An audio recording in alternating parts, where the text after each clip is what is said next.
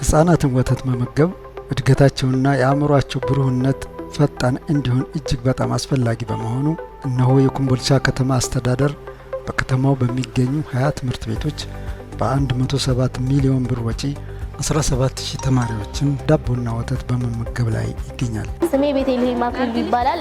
የስድስተኛ ኤ ክፍል ተማሪ ነኝ።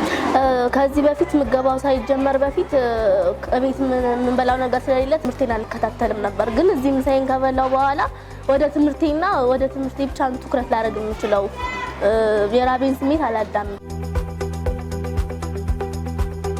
ስሜ ሪናስ ኢብራሂም ይባላል። የምማረው ሸበር ትምህርት ቤት ነው። ወተትና ዳቦ የሌለ በፊት አልጠነቀርኩም፣ ደሞም ይደክመኛል። አሁን ግን ጠንክሬያለሁ፣ አልደከመኝም።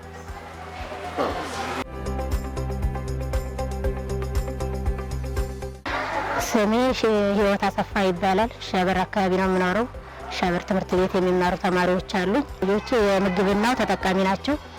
በዚህ በምግብናው ላይ ያለው ጥቅም የትኩስ ዳቦና ወተት ያገኛሉ። ያን ተጠቅመው ይገባሉ። ወላጅም ብዙም እንትን አይልም፣ ወጭም አግዟል። እና በዚህ ዙሪያ ያው እየራባቸው ትምህርት የሚያቋርጡ ልጆች ነበሩ። ያው ምግብና ከተጀመረ ጀምሮ አሁን በጣም አሪፍ ነው።